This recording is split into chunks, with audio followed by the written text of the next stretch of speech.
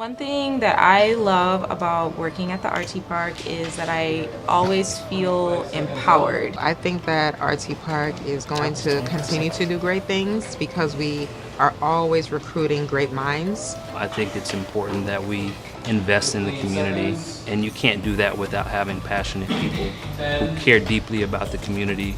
And I think all of the results that hopefully people can see is because of the team, and I'm happy and honored to be a part of it.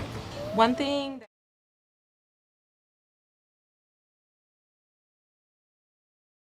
I am the Director of Marketing for the UVI Research and Technology Park.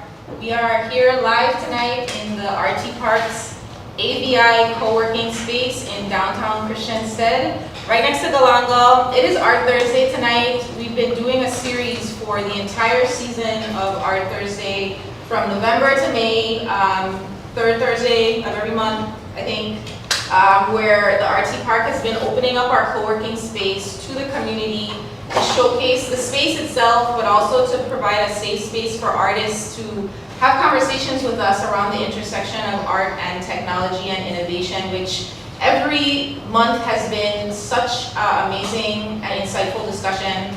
I want to go over a couple things before I introduce our wonderful panel. First, I want to thank everybody who's in the room tonight. This is the largest group that we've had for Art Thursday, so thank you so much for attending tonight. I know that a lot of you came because of the artists in the room, but I hope that you are able to experience the space and learn a little bit more about the RTPark. So I'm going to get into a little intro. The RTPark is the UVI Research and Technology Park. We are an economic development organization here in the Virgin Islands. We serve the entire territory.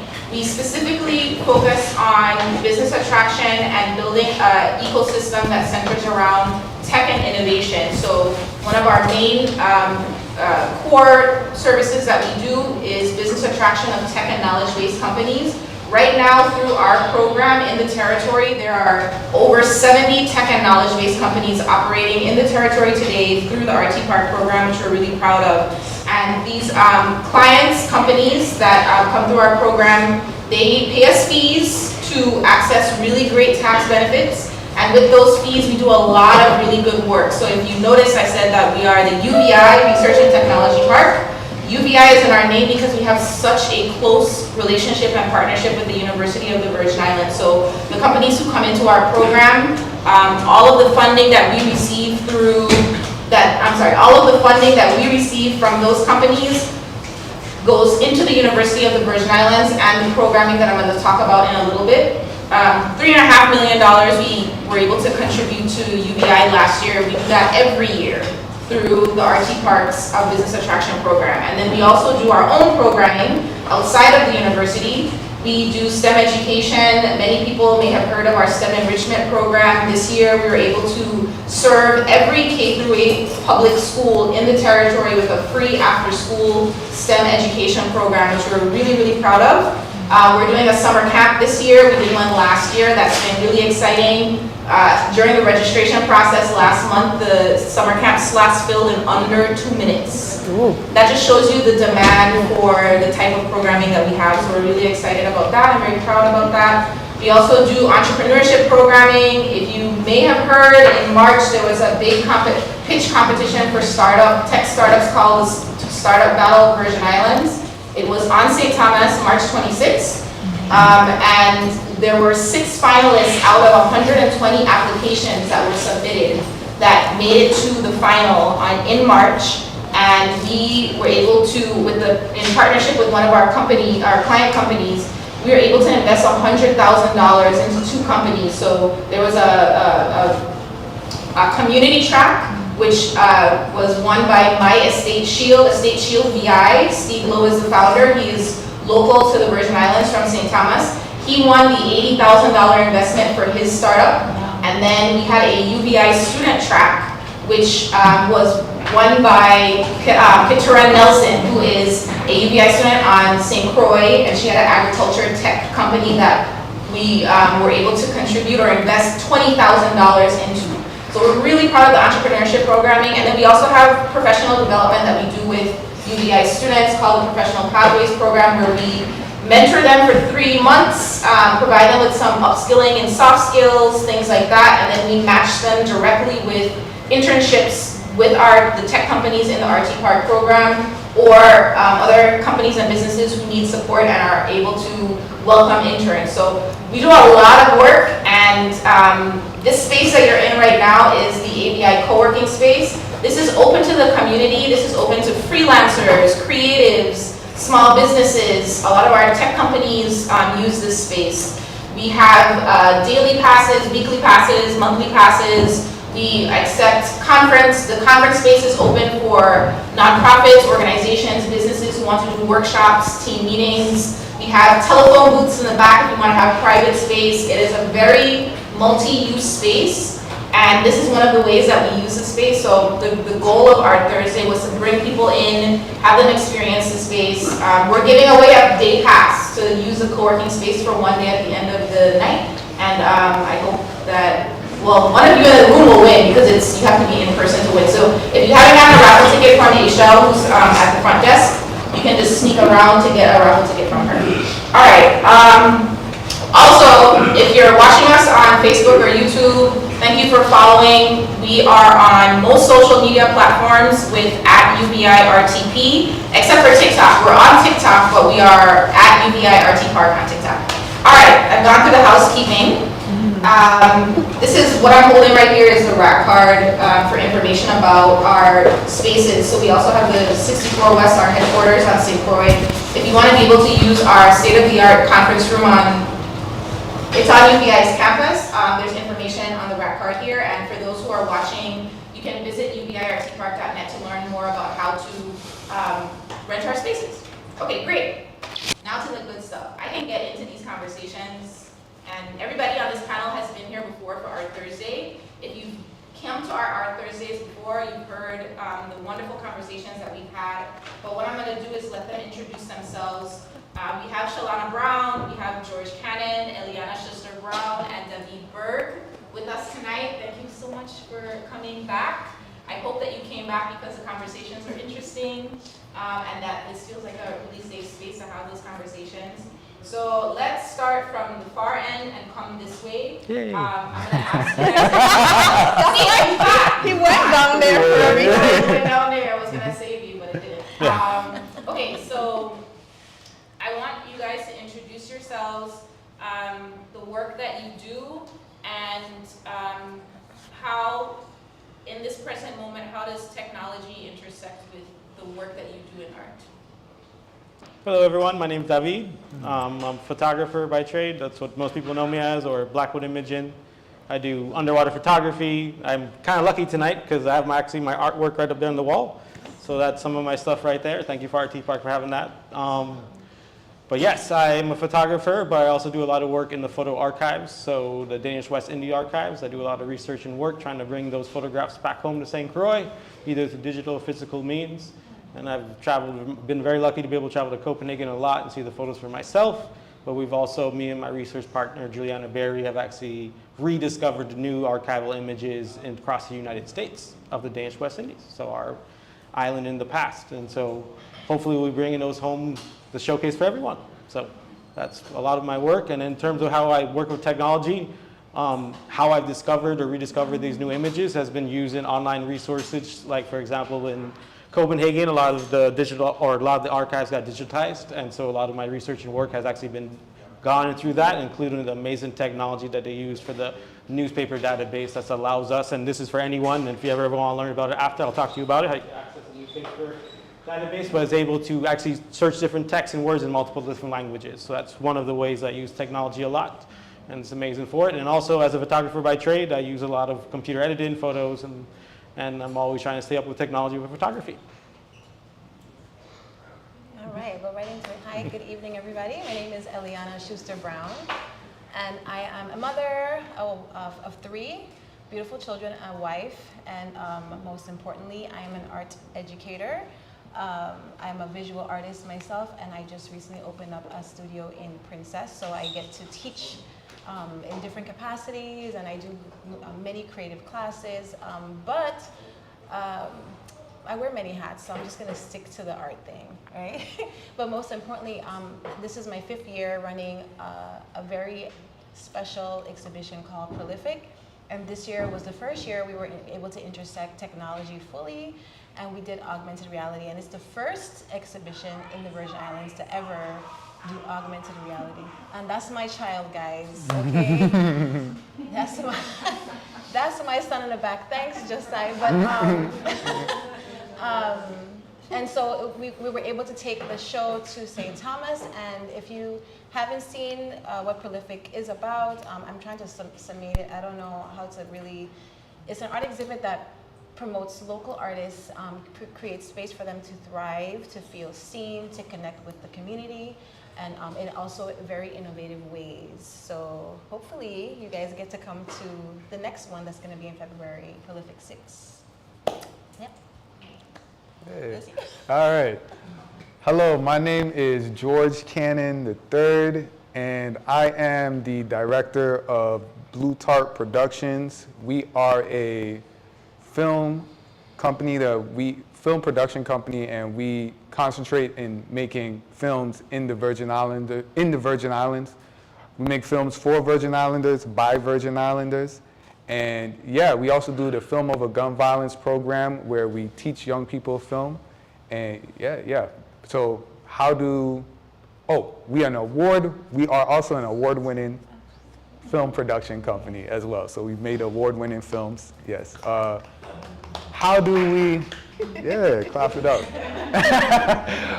So how do we use technology? Well, use technology in our pre-production, in our production, and our post. We got to figure out how to deal with the crew. So the thing about Blue Tarp, how it came together, is it's a group of great filmmakers who come together and play different roles. So technology is used to communicate on set, also to make sure that we have the story and the people together to actually get to set to shoot, and then also in post. So, I mean, when are we not using technology? So, we could go into days about how technology is used on production, but yeah, Blue Tarp Productions, that's me, George Cannon, yeah. Yeah, my name is Stephanie Shalana Brown. I hope I pronounced enough. And I'll start off first with how technology has allowed me to get to where I am at this time. So as David talked about, a lot of our Danish records, our colonial history are now digitized. And I think I've grown up a lot with a lot of oral history, right? But then there's like fragmentation in it, and it is interpreted by many people in many different ways. And so I think we, as a Virgin Islands community, we've done really well with passing on that knowledge, but there's so many other stories, and there's also ways in which we can reinterpret history that was written about us. And I think technology has allowed me to access the records better. It's very scattered, so you can't just like type in a keyword sometimes and find something. You have to go through logs of a whole year, and that's thousands and thousands of pages. But through those thousands of pages, you hit like a lot of great information and stories. You just have to take the time to experience it and sort through it. So technology has allowed me to be able to understand the Virgin Islands better, our families better, how we're so transnational, and I think that's a beautiful thing about Caribbean people, because it's like we're people first and then flags second. And then as well as we talk about technology, we are on an island and we don't have large conferences. So for all my photography people in here, I learned photography from University of YouTube, and, and had conversations when I fell down. I called Cherise crying because I didn't do something well, but I also had technology to like guide me, and so I'm appreciative of that, and everything is unfolding because I'm being a better artist in digital media. I'm being a better historian, and I'm able to intersect all of those things because of the technology. Thank you guys. That's a good start to kind of set the stage. So a lot of people think, and not think, there is, I want to acknowledge it, there is a tension between, when you think about art, the word art or creative or creativity and technology. Some people think that they're at odds and that they butt heads. Some people think that it's a threat to creativity, and we'll get into that a little bit later. But I want to also acknowledge that technology is not a new word. You know, at one point the wheel was new technology. Do you know what I mean? At one point, and David, you talked about this during your when you came in for your session. The camera, taking a photograph at one point was a threat to portrait painters. And that was new technology at the time. So I want to ask, I'll start with Shalana. When you think about the phrase creative evolution or art evolution, what does that mean in your work and how you what does that phrase mean to you?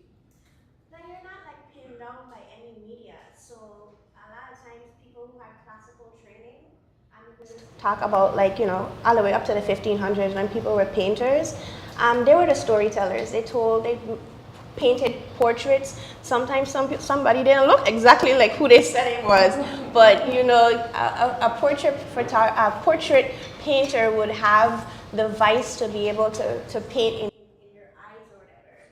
And then also the role of gender as well. Art was something that was beholden by men, and so there is a very narrow idea of art.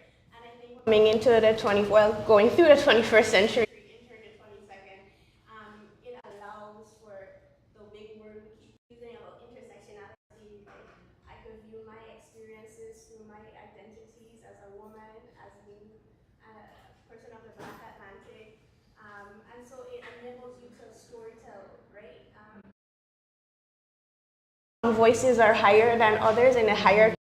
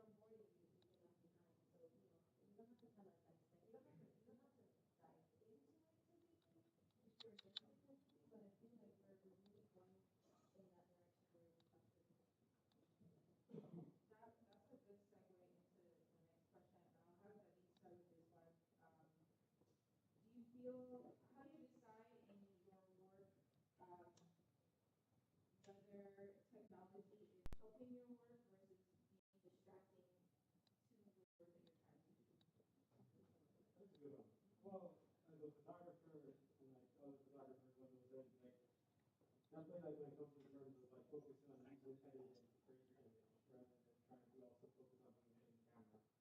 And so that's always something like so many people now they already do that in Photoshop, this and that. But now to me it's more of a challenge like doing with I want Photoshop. And so like in creating images as much as real as I can and then maybe use Photoshop without finish it off, but rather trying to do so to me now using technology is great, but it's also what can you do without it, that's also great for me in terms of what I do, because there's always going to be the next evolution of technology to process the image and things like that. But I mean, like, as I'm now also been obsessed with working with archive and looking at different technology, like, it's something that's also opened my ideas to, like, it's still using old school stuff too. And so, like, we kind of discussed, like, some of you guys have heard my last talk talking about archival 3D images and how creating my own. But when I saw your work as prolific and how that evolved into augmented reality now. And so it's also seeing that process of technology that's been very interesting for me and seeing how things, because when I started photography, I actually never touched film, which is extremely rare and stuff like that. Or when I went to school, everyone made fun of me that I never touched film, but I started digital. But I'm now seeing why people brought that up and stuff. But I'm like, I'll say this one other thing too, what's been great about recent technology that's been opened up, that technology has also gotten cheaper.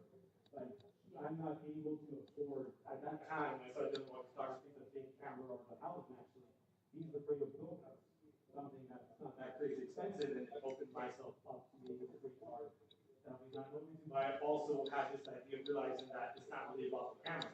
Everything that tests up, I kind of lenses to go for like symbols compared to that, so I'm still able to create artwork like that. So it's to me, it's not limiting in terms of the technology. It's just a tool that can use it great when I'm trying to take sides. What about you, George? Because I feel like with film, I mean, it's a lot of technology is heavily involved in the editing and the software, but do you feel like, you know, there's a shot that you want to get and you want to get it as raw as you can, and you don't want to have to involve too much editing so you can show your true artistry? Like, do you feel like technology becomes too distracting in those places with editing and you want to like try and capture something just with the lens? For us, the last thing we ever want to do is fix it in post. So we're always going to try and get the shot as best as we can without, then okay, we're going to take it back, adjust it, modify it. But that being said, the ability to do that is very helpful. Because sometimes, you know, especially what we do, we filmmaking, so we're running and gunning. So sometimes we may not, you know, maybe the camera doesn't move as smoothly as we thought it would be. And so it's good that we can adjust that in post and stabilize the footage a little bit, even the video have really developed over the years. Like we said, like, you know, the cost of us doing stuff, like the barrier for entry for filmmaking, you know, has come down so low that we can't afford to do a lot of things that, you know, big companies do. Like we can do it, you know, our tools are there. So, yeah, like, just to answer your question, try to shoot it as best as we try to shoot it as best we can, and just know that we have that flexibility to adjust. My team is trying to get me to think more about how we can use the technology to tell more elaborate stories. So I don't tend to, when I storyboard, put in like, all right, we're gonna make this fancy backdrop that isn't actually there. But I'm trying to, you know, adapt and grow, and my team is helping me to learn this. So both you and David mentioned something I'll jump into now. I'm going to skip some of my questions. And this is something that we talk about at the RTPark a lot when it comes to opening a business or a startup. One of the great things about technology is that it is one of the greatest equalizers, right? It provides access at a more affordable or cheap, like, and the entry points are much lower. It provides anybody, YouTube University, you know what I mean? Like, it provides everybody the opportunity, and it puts everybody on a very similar playing field. At the same time, and anybody can answer this and jump in, because of that, as an artist, and, you know, like, considering AI, do you feel like your, you know, the work that you guys have put into your art and your artistry and refining it, and the years that it's taken, there are people who are jumping into film or photography or even AI art now and are making money. They have businesses now. Do you feel like the technology, do you feel, is it a threat to you in that sense with the amount of people coming into the space? Or are you more embracing of those people now entering art through technology that didn't necessarily go through the years that you guys did? I can start. So I went through that on the opposite end in terms of when I went to school. It was the end of film and digital was starting. And so when I went in, the film guys were like, digital. Like, and the fact that I was starting like that was different, or they didn't like that. And so I went through that.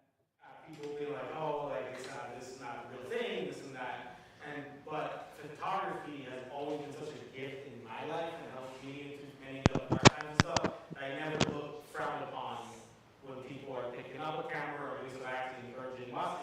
Yeah, I actually love the idea that now sometimes your iPhone can take a professional photo because sometimes you don't have that. Because I gotta get that too. And also like I can never be like a hardcore technology person, like, oh, you don't use real things. Again, those photos right there. Or shot with a GoPro, and some people don't believe you when I say that. And so I've always had this idea of like, I don't ever do that. But I do see people jumping in fast, and that's always been something digital photography since it started, that people just pick it up really fast and go. But there's always a learning curve once you start getting to the pro levels, and that's where, like, when me and Shalon first met, and then you start asking questions, and that's when it becomes more of a mentorship or work with people, or you become friends with those people. And so, like, there's people here that are photographers that I've worked with and met through the past, and so I've never been that idea because art is such a gift. I never will discourage it. Eliana, what about you? Because you work with young, you work with young Virgin Islanders and exposing them to art and introducing them to art. I feel like you would be very accepting of any way that you could get them interested in art. That would be fine.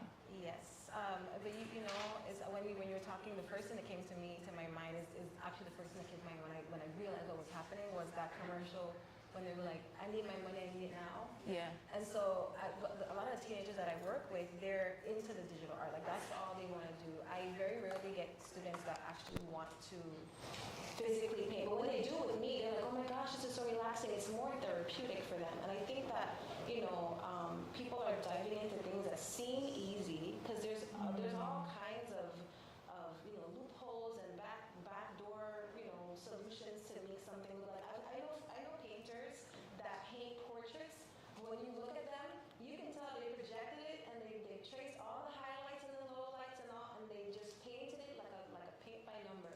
And they're selling it for like $60,000. And I can't be mad at that because they need it when they need it now. And I cannot do that myself. As an authentic visual artist, I can't put myself to do that. But that's their prerogative.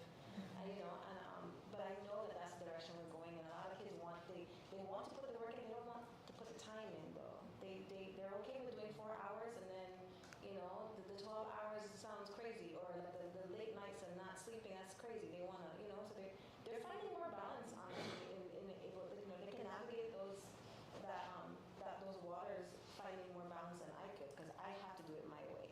Yeah. You know, like Does that's the only way I know how. Does that take away from value to you, Shalana? Like the fact that they don't have the patience to really kind of go through. I'm still examining it, and I don't have like a hardcore answer. I put on a Virgin Islands History Challenge. Most persons know that I work at the Department of Education as a director of Division of Cultural Education, and every year we have a challenge. And this year the challenge was called We Can Be Heroes, and I had solicited an artist who made comic books, and he did a virtual session, and he taught them how to draw comic books, how to write a book, how to research that your characters and make sure all of your characters have different personalities. So it was a lot before you even like touch to the page to sketch, right? And they were so excited about it. And then when I actually received the submissions, it was just like all the students' work looked the same because they just put it through AI. And it's hard for me to judge right now because everybody's image looks the same. AI has this distinctive look, and you can tell, and they like dark browns and so forth. And so all of that, like we gave you a sketch artist, and we still decided to take the short route, and now I have like 50 submissions, and almost everything was like identical. Interesting. But then I'm on the other end, right? Because as a digital artist, and I started to work into fine arts, like I submitted my work during COVID because a lot of the museums were down, so I had no time to speak to budding artists. And I got a session with a large institute, and they talked about my work, but they also said I would have a really hard time because like larger art institutions in fine art, they don't value like digital work as yet. So although they thought that my work was beautiful, there was like when it goes to Sotheby's or something, like people don't value that yet. They still value like the old art form of like painting on canvas and so forth. So I'm on both ends, so it's hard for me to say I understand, and then I'm also on the other end as well. You wanted to add to that, David? Oh no, go ahead, Eliana. So, well, there's a part of that too, that to speak to what's happening in that realm. Fine art is like, it's not defined, it's, people don't really understand what fine art means. And so I see a lot of people who paint, and I can only speak on that because that's what I do, and they'll paint with like, they'll buy paint from Walmart, and they'll paint these things, and I can look at it like, you bought cheap paint.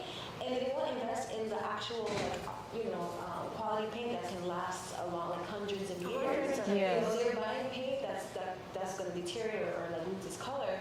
And so if I tell them the truth, they get upset with me. But it's the truth. I'm looking out for you. And so we're really like missing each other in that aspect. And it sucks because I do love your work. Even though it's digital, but I feel like they're measuring it based off of the old metrics, the quality of the material, like actually like your hand, like actually what's the word I'm looking for, like actually delving into it and touching it and like actually putting the pieces together versus even though it's a lot of work. It still is. If you're painting digitally, you have to. It's still a lot of work. I don't understand. But so I'm on both spectrums. I understand both sides. I'm curious, just one more question when it comes to Introducing young people to art for George. I know that through your program, you teach them all aspects, or you try to teach them all aspects of film production, from filming to editing, to sound, to everything. And I'm sure the kids that you work with, because they grow up speaking, they're growing up with CapCut. You know what I'm saying? Like they're growing up with all of these apps where like editing is really, really quick, and they just kind of test it themselves in the app, and then they know what they're doing. Do you find it challenging at all, or maybe it makes it easier for you to teach them the editing part, or are they like trying to find shortcuts to doing things without going through like the true film editing process? It's the shortcuts, right? Art is storytelling and expression, and if you shortcut that, then we're missing a big part of it. The meat. It goes all the way into just before you even get to the edit, when we were just writing the scripts. Like, you didn't write this. Oh man! You didn't write this. Like, I can't feel it. I know you wrote it. It's gonna have errors or whatever, but I know I'm gonna feel it. And I know this wasn't you writing it. All into the edit. The thing about the edit though is I remember when I did YouTube University too, but when I was in college, I took one editing class, and it was for music even, so it wasn't even like video editing, but I took the same aspects and I learned it every step of the way. I was learning it was like I was uncovering something new, and it was fun. These guys already have a really good concept of how to get on. They see a timeline and they know what to do pretty quickly. But when you start adding different elements to it, then they start to pull away a little bit, because this is extra work, and sometimes you just want it too quick, and I understand that, I want it. I'm growing too, where like things is a process, but for the younger people, sometimes they don't. It's a little bit more of a push to put them through that process in all aspects, but definitely the editing, where they think they know it already, and so many elements. Like the timeline, you see the different sounds that we put in there, the timelines are like this. Oh man, it's thick. It's crazy. Yeah, there's so many layers. Yeah, but yeah, getting that across to them is sometimes a challenge. So I was listening to you and I started chuckling to myself because everybody here, we're not saying the words, but we're talking about generations that are younger than us, right? Like Gen Z and Gen Alpha. And for a quick second, I was like, am I old? Like, am I an old person? Like, I feel like I'm complaining like an old person. But to that point, right? To that point, this is something that I tried to bring up in all of your sessions during the season, which is the tension between how we, our generation and younger generations, contribute to VI culture and VI art. And our generation, we grew up, most of us here grew up at the beginning of that technology boom of this century. So it was a little easier for us, and it's how we express ourselves. It's always going to be a part of how we contribute. I want to know if you guys had experiences with older VI generations and your contribution to art and culture, and was there pushback on how you express yourself using technology? Anybody could jump in. I didn't have any. I think that they found me after I had already discovered the internet. And then they see you. And that's the thing about the Virgin Islands, it's hard. It's hard to connect, right? At that time with people, always had art from Elroy Simmons in my mother's house. I had never known who he was. There is no conferences or no conversations. I didn't know who he was, and then technology came about, and then you could find articles about him and so forth. And I was like, I'm not allowed to tell anyone. I saw him, on the road. So it was like first you gotta do the work, and people see your visibility, and then they reach out to you. That's my experience. But was it? I mean, with a lot of your photography, because you have. And I'm trying to think of the one piece that you brought, but there's one of your more well-known pieces where you layer different mediums of the madras on the young woman's head. And did anybody feel offended by how you were expressing VI culture that way? I didn't get that. No? At all.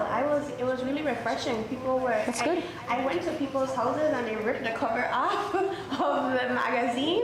I literally saw it, and that's another thing about inaccessibility to a lot of people with art too.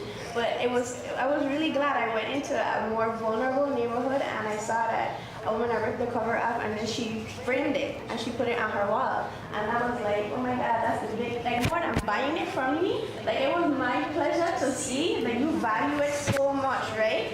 That you went and you did all that work and put it on your wall. So to me, that was the biggest reward. But no, I don't know if anybody else had gotten any other types of. Well, I've been a little bit longer than some on the because I started showcasing when I came back when I was 23, 24. And I say this, I have a lot more positive than negative. So I want to make that. Right. A lot of great mentors. I've also, my brother ended up marrying into an artist family, so my brothers-in-laws are in that, so I've always had great support. But there was definitely times that people, when I got to travel to shows, that a lot of the older artists didn't like that I was there, they felt I was too young, so there was moments like that. And then also, it's funny, you didn't my Middle Patches series, everyone loves images and stuff, but I remember when I first started doing it, there was people that was upset. And not a lot. They loved the image. They didn't like that was me speaking about it. Now, even though my ancestors are from both sides, I have everything, my family's been here forever, there were people that just didn't like my complexion and the fact that I was speaking about the Middle Passage. Yeah. But again, it's more negative, more positive than negative. So. I think you got to, for the older generation, you got to show it to them so they can see it, and then they'll get behind. We are our ancestors' dreams realized, right? So we are pushing things forward. So they're not always going to get behind, what you're doing because they can't see it. Once you have gotten close to completing it, then you feel like, oh man, it's love, and it's love. Sometimes you'll hear things and it's not out of malice, it's because the way how people have come up, they're going to say what they think is best more so than what you see. We're doing film in the Virgin Islands. And traditionally, film is something that's been done in like these big, Hollywood and all of this. So, the older generation is going to associate like narrative films, like, we got to bring people down to do it, but like, really, we're at the level of technology where we can do it here and we can develop it. And, it's on us to show that so that they could see and we could all move forward. So I'll say this. I think that they're starting to adapt a little bit more too. But when I first started, I actually started with my clothes. I will express myself, and I love my dress, but I like to wear it different. I couldn't stand wearing the same things everybody was wearing it the same ways. And COVID kind of helped with that because the whole head wrap with the mask was something that I was doing it all the time. And then now people started wearing my dress outside of Ag Fair and Christmas, and and there's some people, some of the elders that are a little bit more firm with like there's meaning behind this. You shouldn't be doing this because it means this.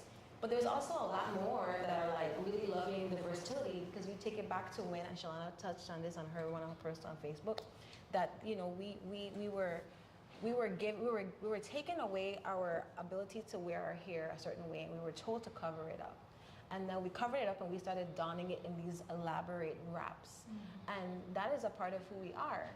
So now we're taking it, now, fast forward, now we can turn it into a beautiful top or wear it like a belt, and it's unique to our generation. And I think they're starting to embrace that more. And so at Prolific 5, we did the animation, and that animation actually showed me that everybody wants change, and everybody's kind of starting to adopt that. And I can't touch on the film because it's too deep, but it was just kind of showing what our possibility of our future could look like if we did one major change. Let's just say that. And embracing who we can be, I think, is the direction that we're all going to be going in, because if it's broken, we need to fix it. So let's try this, because it might not be too bad. I think that's kind of what we're looking at right now. I have an old person thing here Go ahead. that I'm battling with. Do it. I'm battling with the digitizing of madras, because it's not a weave anymore. It's a print. And then also the story for me, as I examine it, as I said, it's not for me to make a decision for everybody. People have a livelihood in Africa and in India off of weaving, and then when we digitize it and we make a shirt or something, we're giving to another sort of market, and it's not the market that is part of our story. And so I'm not saying another market isn't deserving, it just loses its story a little bit. Yeah, that's soul. Yeah. I'm glad that you said that, because I was thinking about, again, young entrepreneurs, right? We have young Virgin Islanders who are trying to, they have their side hustles and things like that, and because they express a lot of their selves through using technology, they might have created a t-shirt that just have a print, right, of madras, or created an image of using AI of something in the Virgin Islands, the fort or something like that. That's a challenge for you to not wrap your mind around, but It's an examination. It's an examination for the whole community. yeah. Yeah, because the weave is a part of a legacy. There's people who literally make money off of that, whole families, and then you gotta remember some of these weaving places. Their whole economy is based upon that, and we lend to another kind of economy when we take that away from them. Yeah. So that's just things for us to examine. No, I appreciate that. I want to get one more question in that we've talked about throughout the season before we go to Q&A. And it's about contribution again of young Virgin Islanders and how they express culture and their creativity. We see a lot of TikTok videos where people are expressing culture, how we talk, how we dance, food. You see it on TikTok, you see it on IG Reels, you see people using AI to literally archive political history that's happening right now. We have, a lot that's happening. Where does that land for you guys? I think one of the questions that I grapple with is elders in the territory elder Virgin Islanders accepting the way that we are contributing some type of creativity or some product or some content or art, and that for being in 2026, being a part of VI history and being something that 50 years from now we look at as culture. Whereas I think that what I've struggled with is that there's a certain time period in VI history that we identify as culture, and it's maybe 100 years ago or 60 years ago, and that's what culture is, and nothing beyond that is art or culture or history. But we have, you know, you guys are creating things that 50 years from now people are going to be learning about in books. And what do you say to young Virgin Islanders? Yeah, no, seriously. I mean, that's the beauty of technology and digitizing things, is that the internet lives forever at this point, right? Anything you put on the internet lives forever. So there's a lot of beauty in technology and how we leverage it in the Virgin Islands to have our legacy live on forever. But what would you say to young Virgin Islanders as artists, right, and creatives? You know, in internet culture now we call them creatives. What would you say to them, and what content they're producing, and what, you know, what do you have to say to them and their contribution to VI history and VI culture? I'm proud of them. Yeah. I have to watch myself because I say I'm gonna go on TikTok for like 5 minutes and an hour passes by and I'm still on TikTok. Wild. It's hilarious and I love it. It's funny. It has a lot of sarcasm, but isn't that like a continuation of Cariso? I was gonna say, yeah, Cariso. Because you used to talk the Malay through the song, and now you're using technology to talk the Malay and to critique other people. So, and when we were talking about critique, we always be critical, but we use music to be critical of each other, because sometimes we can't take it in practice, in person. So I see them using it in critiquing each other online. So I find it quite enjoyable and insatiable. Yeah, I think it's enjoyable, and you know, yeah, like you said, like I'm proud of them and like keep going, and they actually inspired me. Like we did a shoot with a young man, his name is Drops, and you know, he does a lot of, you know, TikTok and Instagram reels, real quick stuff, and he wanted to try and do, you know, to collaborate and do a production type of thing. And you know, we taught him different ways, we showed him different ways of how we, you know, go about directing and doing these different things. But I'm actually watching him, how he's so quick with everything, and like just how he's thinking. And then his final product was like, it was funny, man. It was put together really well, and I would have never put it together like that. And I was like, you know, shout out to the young man, man. You did really good, you know. So you know, if I had to say something to them, keep going, keep doing your thing. Go, don't quit, for sure. I mean, I guess I'll say something. I feel like the global market, when it comes to social media, we have Caribbean people have like dominated in the sense, like Americans are intrigued. Anyone from anywhere else overseas is still intrigued by the Caribbean way. And I find that because, I mean, I lived in Japan, I lived in Utah, and I found the same thing, that they were very intrigued by our culture. And I feel like more than other time before, I feel like there's a lot more people coming to visit, a lot more people are aware of the I remember people didn't know what the Virgin Islands was when I was growing up, and so when I joined the military, I was like, everybody had to explain to them where we were, and that was so frustrating. And so now it's not, I mean, you might see it still like, oh, where is that? But I think people know we exist, and I think it's because of social media. And I also noticed that we're not afraid, we're not shy to be ourselves online. Now, I am still shy to be like, to like tell you my thoughts politically and whatever I'm thinking. I am not going to really share that because I still have that discipline from the old time discipline, you know, but I honor and admire those who can actually walk in their authenticity and not care. I mean, you should have some respect, but not really care about what the judgment, because you only walk in this world by yourself. You know, so that's my 2 cents when it comes to that.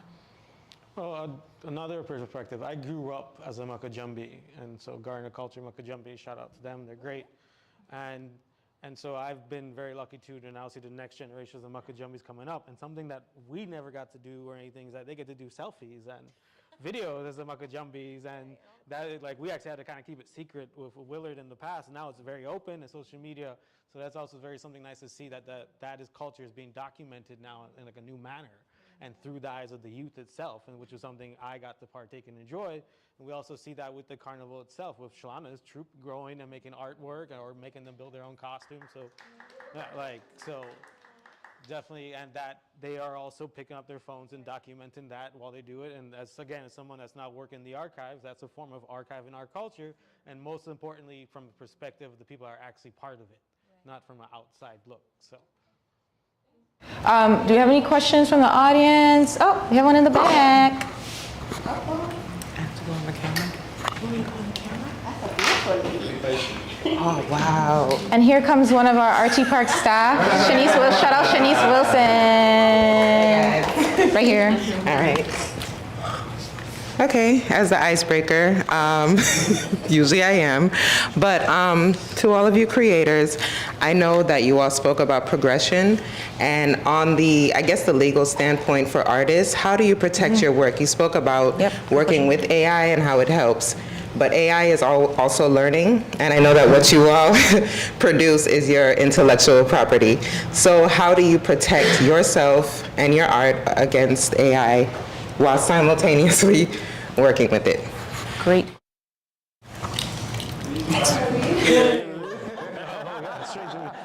Well, for me, I'm a photographer. It's unless it's on your website on a flash base, people could copy and paste it.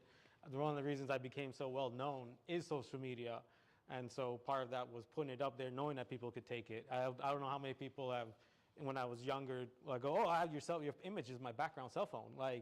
And so that was always something I deal with. You could put watermarks and stuff. But for me now, as I gotten older and I have more different collections of fine artwork, I just don't put it online. If it's something that I'm going to be showcasing in different places in print, I might have it on my website in a manner that can't be copied and pasted. But for me, that's now become the way I've been dealing with it. Because like now too, AI, I haven't spoken that much about AI, but that's definitely something that someone could take your image and change it a little bit and say it's theirs. And I actually saw a crazy thing on Facebook that it really did happen once here. I had a woman in my photography club message me that she thought one of her photos were stolen. It was of a bee or something, a very simple photo of her cell phone. And it ended up in a magazine in Europe. And she sent me the screenshots and I was like, no, this is real. And I ended up contacting the person and they literally took it and used it in a competition. So that does happen.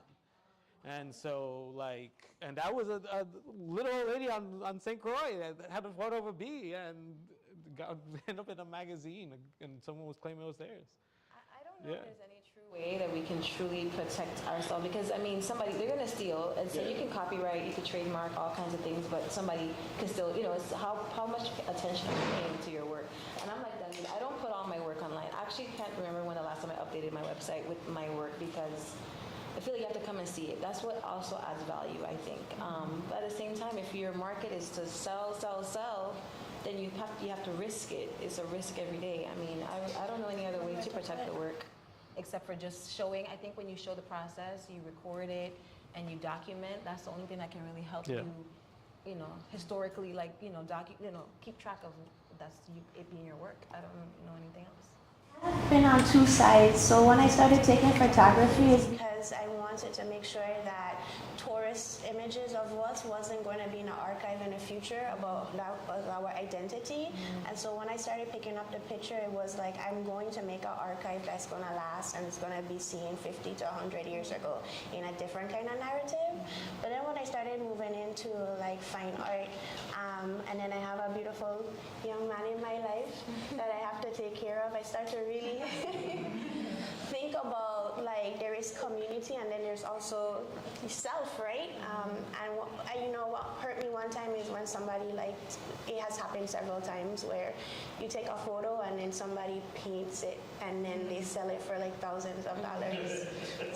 And that has literally happened to me, and it's not only disrespectful to me, but it's disrespectful to the person that I saw the beauty in because I have shared prints in different shows, and whenever I know I'm gonna sell something, either I reach out to the person and I ask them like, I'm gonna be in a show, do you mind? Or if they say no, I have to respect them. And I've been in a situation where somebody took a picture from me and they sold it for $6,000, repainted it and then sold it for $6,000. Wow. Yeah. I just want y'all to know I do not take one personal reference. I take a bunch of references. Okay, so you're never gonna see one just. Okay, I just have to put out on there because that's hard. I see it all the time. I see it with our local art too. I'd be like, oh, I know that. I have that picture on my phone, or or the similar. Cause we all at the same events, taking the same pictures, and so like, that's a hard one. For me, it feels like you said my picture is not art. So you had to do it over. All right. But also see it as inspiration. Like you probably inspired. Yeah, it's hard. It's but it's like if they had like change it up a little bit and like you could have said like I was inspired. It was like flat out exact. Like the person had on the same clothes, everything. I once competed in a art competition. My photograph and someone's painting of it, and they won. Oh no. I got second. Okay, no, you. Yeah. You So win that one. yeah. That's terrible. So, He really has. and it was the same competition. That's wild. You don't have to stand there. Okay. All right. So first of all, my name is Diana Diaz. I am also with Blue Tarp Productions. Shout out to George. You did an amazing job, George. I'm so proud of you. I'm also, I'm here today with the VI Source. I'm also a writer. So I'm just curious because when I first heard about AI, I kind of got a little bit nervous. Staying on the AI topic, when you first heard about this AI, whatever it was, what was your feelings towards it when you first heard about it? Because me personally, I was like, anybody can write a book now easily. They just be descriptive and, they can write a whole book. Anybody can write a script, anybody, So what was your, not knowing the information you know about now, what was your first feelings? I think that's empowering.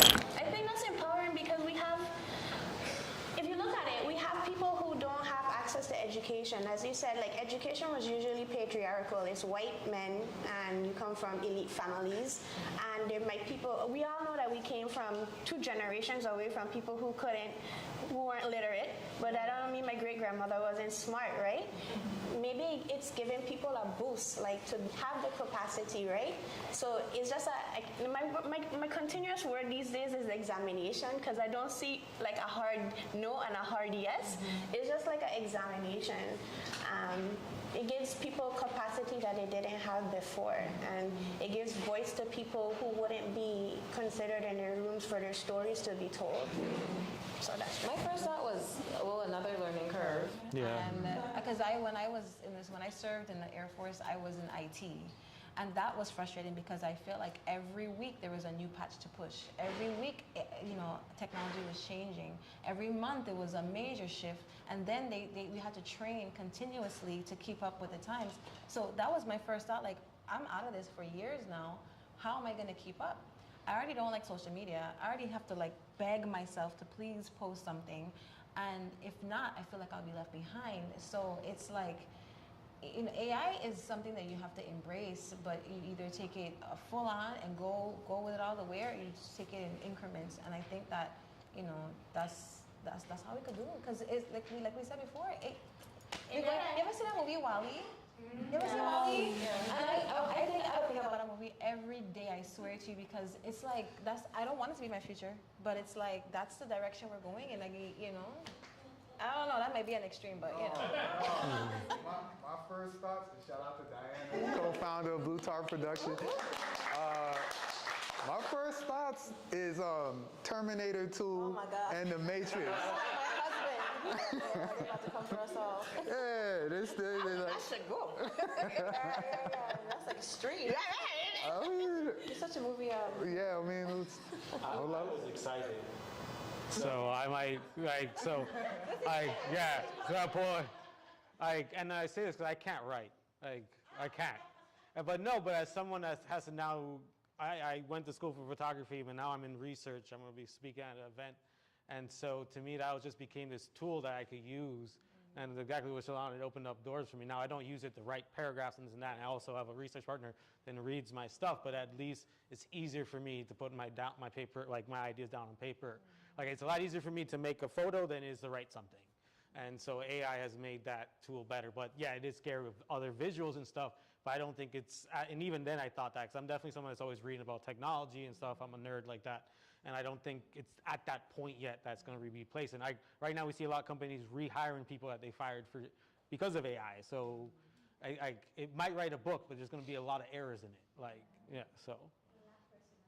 We're gonna see though that transition where, like for us, it might be. Yeah. I remember I had a typewriter in kindergarten, and then I remember when they brought these Dell or I don't know Apple computers, the colorful ones. Yeah. I remember that, and then the floppy disk, and I mean we went through all those transitions, and now we're here. What I'm concerned about is the children, maybe 2 generations after our own, who won't know how to think for themselves. That's like a big.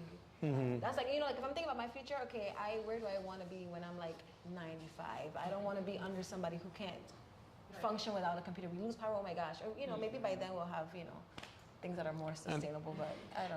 I'll say one last thing too. The researching wise, it's also an amazing tool. Yeah. So like, yeah, I'll just say that. Questions? Yeah, go ahead, Arlene.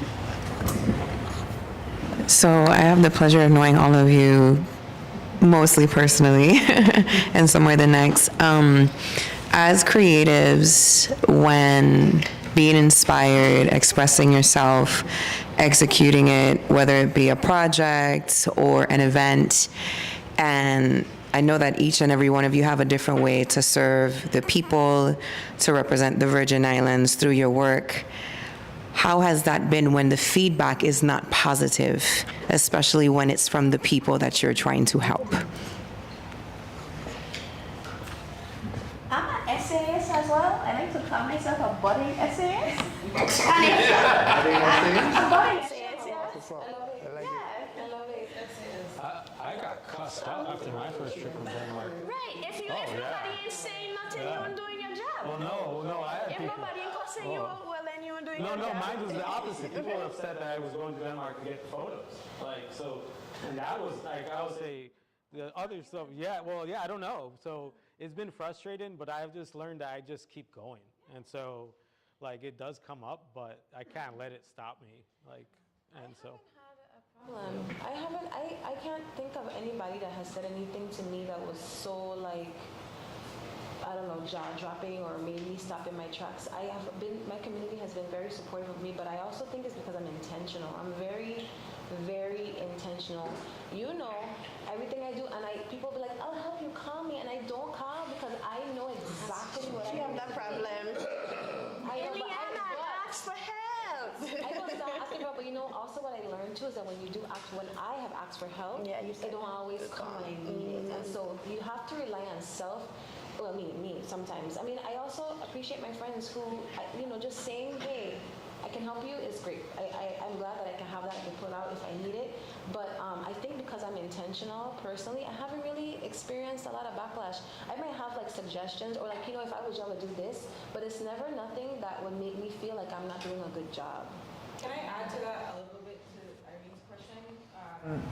Because you think about in-person feedback too, but because of technology and social media and more people having access to your work or your events, social media is a rootless place when you're ready.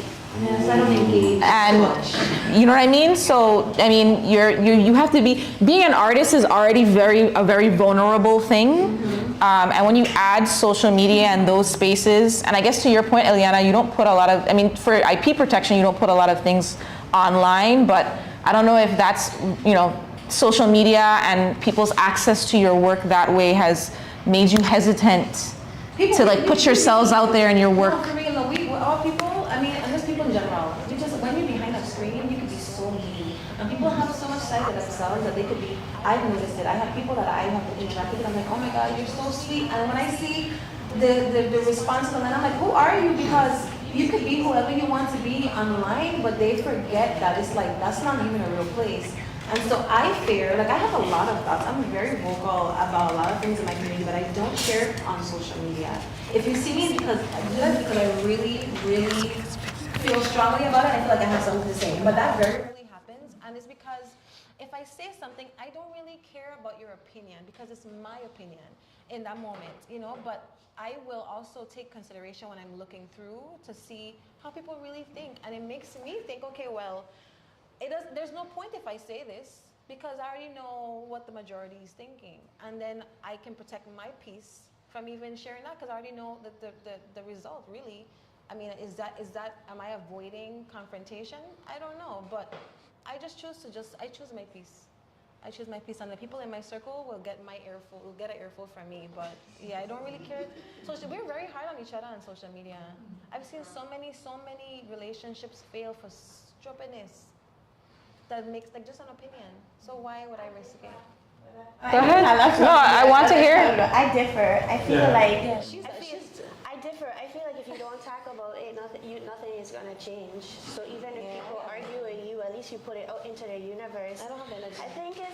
I think we're not as kind as we think we are, and especially with the trauma that we've experienced through the transatlantic slave trade, and we're still in post-colonial syndromes, and somebody saying hi to you at the grocery store, like this is my experience. Like I grew up seeing everybody at a grocery store and going out to events, and you think everybody on your side till you grow up, and it's not so. And I think it's an obligation for another generation for you to change things. Yeah, I think it's an obligation, but that's my opinion.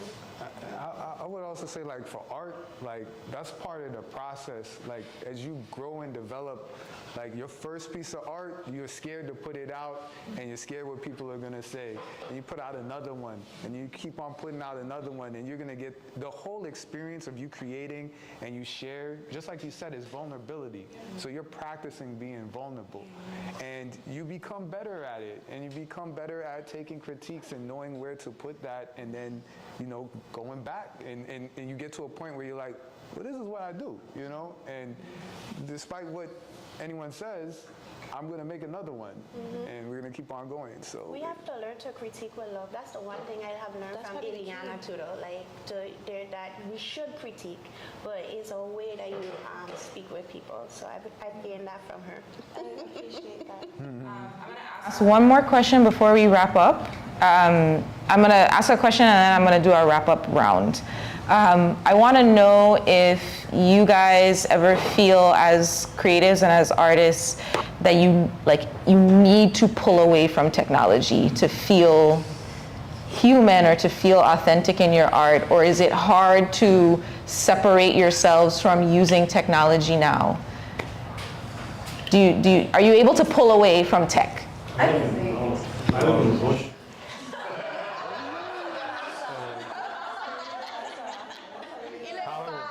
Power is always going out. TV is always dying because of the salt spray. I live near the ocean too, so no, I don't depend on technology. No, but I mean, like it's so. I'm being honest too. That is really the answer. I always say I'm very lucky where I live, because I could just disconnect. Like to me to come back here, this is my second time in town east today. That's rare. Okay, like well, so I acknowledged that I'm lucky that I could go home and I can escape from technology, and if I want to, I could choose to, if I'm going to play video games or watch movies, and if not, I could just go outside and sound the beat. So and then also a lot of my artwork ends up outside, creating it. So I'm also very, so I'm very lucky with that. I can't pull away. I mean, I think a lot of people who are in government and you're in large agencies, I'm in one of the largest agencies in the Virgin Islands, and I need to talk to a counterpart in St. Thomas. I'm on Zoom sessions like all day long, so it's really hard for me to pull away because it's just become a part of the everyday. Yeah. I sometimes I have to quiet the noise. I'm a Pisces, you know, and you know, I'm a mom, so I my algorithm is centered around being a creative, so I can get lost in it, in all the cool things I can do and all the things I want to do here. Oh, I could do that here, I could do that here. And so I would go like a whole hour and I'm scrolling like, oh my gosh. Or my husband's like, babe, the kids gotta go to school. And I'm like, oh no, I'm just answering emails. But no, that's not, I'm just kidding, that's not true. But I have had to discipline myself because of what my attention has gone to, which is all the access I have to all these amazing creatives. But social media itself, or technology itself, is something that I just kind of try and balance. So people will text me, my phone will go crazy. Like if you see how much emails and messages, I have to kind of like take my time, and people will be like, oh, you're just so busy, and I hate that because I don't want to seem like I'm not accessible, but I do have a lot going on. A lot of people want my time, and I'm so grateful for that, but I can get sucked in easy, so I do need to quiet the noise sometimes. So it is, I love not being around any technology. I love I like to read a book. I enjoy reading a book and just being someplace like where there's no screens or anything like that, but with it, I think what it is for me too is like a lot of the technology that initially grabs me is not always productive, and I realize that, and I'm personally trying to find the productive stuff and really get into that. But for me to find it, I have to, take that time away from it and just I gotta clear my mind. That's me. Yeah. Okay, should I do the raffle now or wait until after we? Let's do it after. Okay, so let's do our wrap up. I want each of you to let us know where we can find you online if you're online, and if there's anything exciting happening in your world as a creative. This is the time to let everyone know. I know a couple of you have some cool announcements or like big things that happen. I saw David post something. I know that George, the films have been getting recognized. So I want you guys, let's start from Shalana and then we're gonna go down this way. So where can we find you online, and is there anything exciting coming up that you should know about that's happening in your world? Okay, what's exciting? So I'm going to be able to speak about my project, which is called Claiming Spaces, the African Story of the Sugar Mill.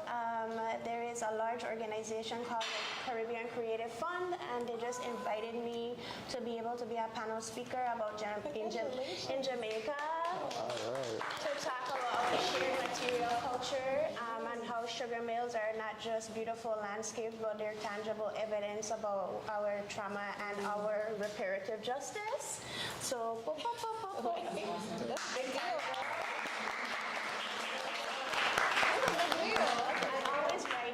I'm always writing. As I said, I'm practicing to be a better essayist, and I hope all of these things go into archive. I wish for more people to write as well, because we have to counter the stories. Everybody talking about Epstein. I don't know Epstein. I know the people in my community. Right. I want to write about the people in my community, and so this is my counter narrative to the continental U.S. And I am Shalana Brown Photography on Instagram, and on Facebook they make me put my whole government name and make me sign documents and everything because they say controversial. So they put Stephanie Shalana Brown. Also no Chupa Sanctuary. And also I am the creative director of Keeping Masquerading Traditions Alive, which is from the St. Croix Foundation, and we're practicing, traditional Ingun masquerading traditions and sanctuary, and we have a sanctuary like in the audience and the panel as well. Okay, so I'm so proud of you. All right, that's excellent. All right, so Blue Tarp, what we got? So it's award season for our last two films that we did. So Bottled Love and Verified. So Verified is the film that we did with our Film Over Gun Violence program. This one was made by our young people, our high schoolers, and this is the first time that this film got accepted into the International Black Diversity Film Festival in Canada, so that one's being screened. So this is the first that's going to be screened out there, and then Bottled Love got into A couple of them, but the one that just recently got into was the TNIF, the Toronto International Nollywood Film Festival, which is the first one that is a Canadian Film Guild Award qualifying film festival. So that's the first time that we have had one like that. So we're excited about that, and then go into that. The Film Over Gun Violence program, we are third year, and we're starting up in July. So we're excited for the young people, and we got some fire films, and like we got series coming up. So when we do if you guys have not come out to our screenings, especially our December one at the movie theater, Caribbean Cinemas, please come out. You will enjoy it, I promise you. And then also, oh man, something else. Yeah, we're doing that film festival. Other good stuff are happening. Other good stuff is there was something else, but yes. Check it. Oh, go to Blue Tarp Productions. If you're not following us on Facebook and Instagram, follow us, and also check out the website btpusvi.com. So BTP for Blue Tarp Productions, usvi.com. Check us out. Nice. I'm so proud of you, George. First of all, I want to say that I am honored to be up here with all of you, because I do know you guys so well, and this is like an honor. I know this is an honor though, because well, you're doing big things in the community, so pick up yourself. So my name is Eliana Schuster Brown. My social media is Eliana B Artistry or Eliana L Brown, and my website is www.elianabartistry.com.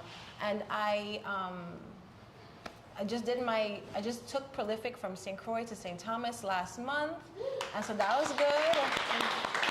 That was a part of my goal to actually get the exhibition on the road, and so I'm in talks with somebody to get it to Atlanta or DC, and that's a big deal because we have so much Virgin Islanders there, and I really want to connect with my people artistically, and I feel like the work that I'm doing is actually getting more Caribbean Islanders to connect with art and value art, because I feel like we all could use a little bit of healing. And my degree's in psychology, so I'm going into the art therapy world once I go back to school. So hopefully I can get that done within the next 4 years. That's my goal at the latest. But I have a summer intensive that I'm doing starting the second week of June, to June 8th. And it's from 8 years old to 17 years old, and we're going to be doing all the things. We're going to touch all kinds of art styles, and I invite any artists, any creatives who want to come and show something to the kids, or just encourage them. This is a space where I want to actually get the kids to feel like they don't have to rush, that they don't have to be afraid to try new things, and that's the space for it. It's a 4-week intensive, and it's going to be at my studio in Princess. So, yeah. I'm David Berg. Most people know my photography company, Blackwood Imaging. If you Google it, it'll come up. Also, I just realized, actually, I think I have a QR code right there. So you could scan that, and it'll pull up and boom. Also, shout out to Rashad Martinez. That's his other photographs right down there. So that's the other name there. You guys want to check out his artwork. But I also have social media. It's Facebook, Blackwood Imaging, Instagram. The news I posted the other day is that there's a archival research convention that goes on every year in different states. I've always wanted to go because I know there's going to be new archival images of the Virgin Islands there. But they also do that you could apply to showcase your research there, and it's the process you have to go. And me and Juliana submitted our research, and it got accepted. And so we're going to present in our research there. Yeah. And also, what I'm really excited about that particular project is that we might come back with all new, never before seen, like the other ones that we have found have kind of been seen before, but this might be totally never new history for the Virgin Islands. So I'm very excited about that. Going back to Denmark in September for other artwork stuff and to speak there. And then the one I'm really excited about, and this I have not announced, this will be the first time bringing it up, I'm going to have my images showcased in Yale in December. So, yeah. Yeah. So.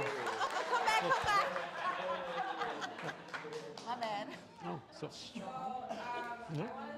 All of you for hanging with us today. I want to thank you guys for accepting our invitation to be a part of the series this year. This was our first time doing this Art Thursday series throughout the season. I think it went really well. We want to continue to have these conversations in here. Thank you guys again for coming out. If this is your first time here, welcome. Please stay after to mingle, to talk to the artists if you have questions. If you have questions about the co-working space, you can talk to any of the RTPark staff here. For everybody online, thank you guys for watching. We're going to do a raffle, so everybody here, if you have a raffle ticket, please stay because we're going to about to pull that raffle. But thank you guys for watching online. Please share the video. Like Shalana said, this is ways of us archiving our culture and our history and our experience. And the more that you share, the more people get to see the wonderful art and culture and Virgin Islanders just being themselves. So thank you guys again. My name is Sydney Paul. Have a good night.